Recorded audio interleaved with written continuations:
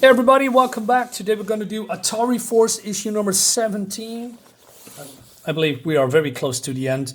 Yeah, interesting cover. Without further ado, we're going to continue the story of these space heroes, space adventurers. Yeah, it seems that young Taz, or female, it's not young, she's a mother, has kids, and the kids are doing weird stuff all over the Scanner One, this spaceship, right? And they basically kidnapped Blackjack, who was a traitor, but supposedly not anymore. And they're doing something with him. Dart, ex-lover slash lover of Blackjack, is wants to open the door because she doesn't trust what these kids are doing. And then one of the kids just sabotaged her weapon. Meanwhile, we have Blackjack here who's waking up. And he says, I cannot see, just leave me alone, right? And little Taz's spawn is basically now sedating him because he's panicking. But when he wakes up, he can't see because he couldn't, right? He has some kind of an artificial eye, or he was blind. So basically they repaired him. And that's basically what these little spawns, these little Tazians, that's how I call them, do, because when they are kids or young, they have very problem-solving abilities, more like instincts, and they lose that ability when they grow older. So yeah, that's interesting. So he comes out and he says, I can see again. And of course, Darts immediately kisses him, which Pakrat doesn't like, right? Because he's a traitor. And a lot of the Atari Force members are they really members of the Atari Force? Maybe a group of misfits, right? They don't trust him. I don't trust him, but it's been 40 years or longer that I've read this comic in Dutch.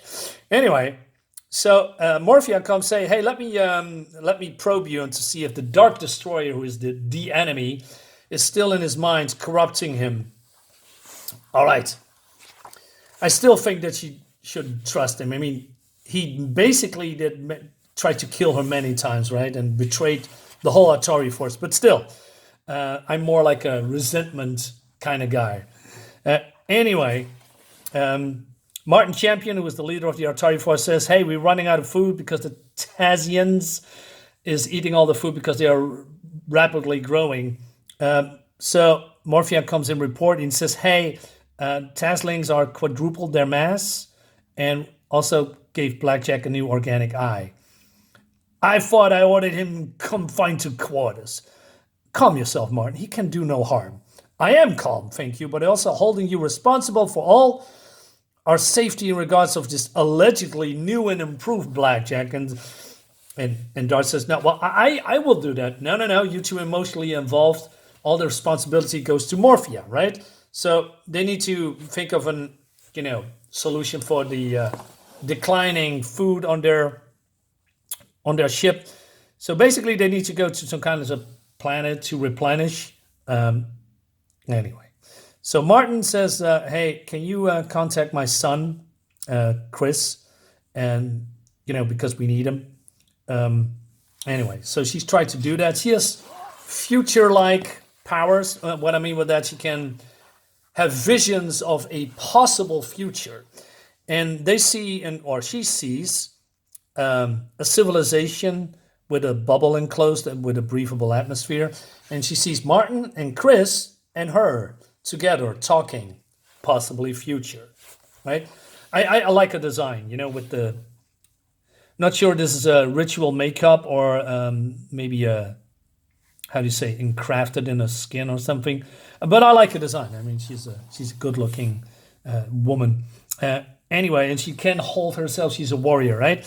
But then Tempest is contacting her, and she says, hey, where are you? And she says, well, I'm on Earth. Where else would I have been? But I've been imprisoned, and I've been pumped full of drugs, so I cannot phase out. He has some kind of a phasing powers. And she says, hey, wait, what? New Earth is still here? Well, in a couple of issues back, the Dark Destroyer explode. Well, let's say there was some kind of a bomb that should destroy the whole multiverse or parts of the multiverse, and apparently it didn't work. luckily for Martin and the ATARI force. But then he's been interrupted by this guy that put him in prison because this guy that's working for the ATARI force, right? They think these guys are traitors because, well, they stole Scanner 1. There's a whole story behind it. Check out my other videos and subscribe to my YouTube channel. That would be great.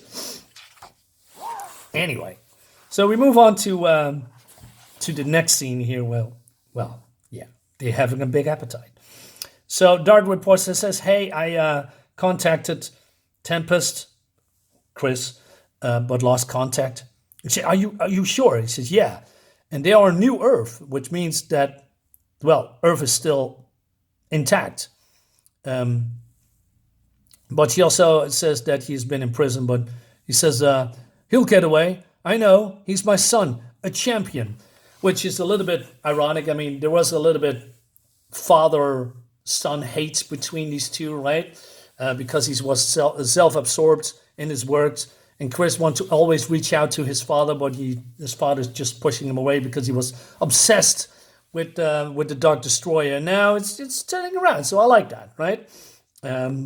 Anyway, so then Rydent, who is the brother of Pakrat, but he's an officer of the ATARI force. He'd been basically stalking. Well, stalking is probably not the right word, but following the ATARI force to bring him in for questioning, just like they did with Chris, Tempest. Anyway, he says, hey, I got some I found an organic implant on the infirmary. So they put it under the microscope, and it's the Dark Destroyer, or a remnant of his presence. He said, how can it be? He was destroyed.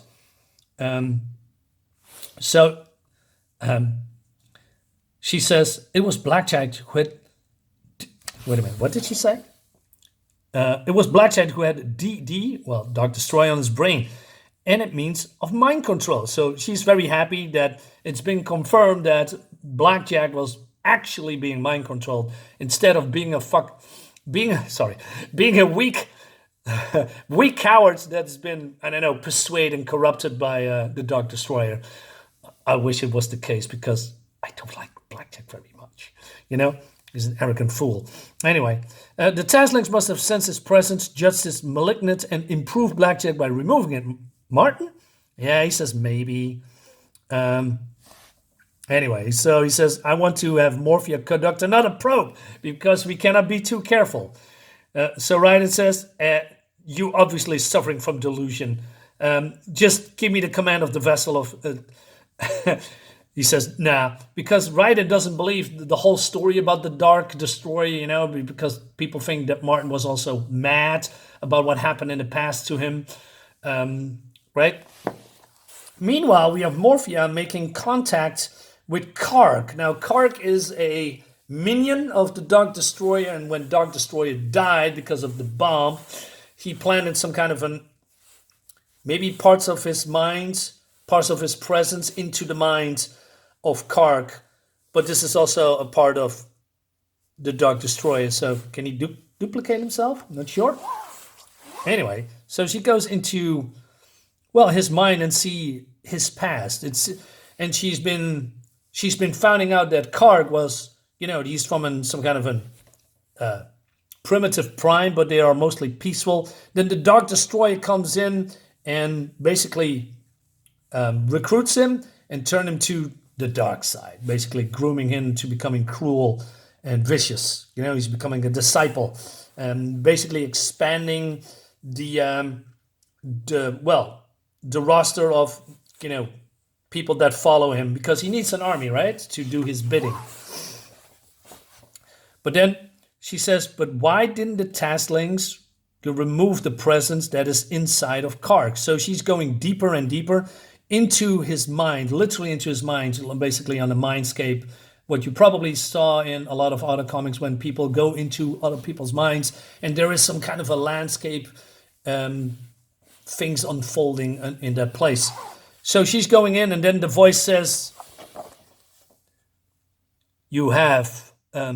anyway, I have found a home, because it's the Dark Destroyer, right? She says, how can it be? How can you still be alive?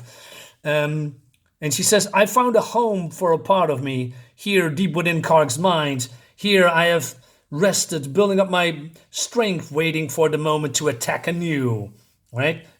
Well, because he wants to have vengeance.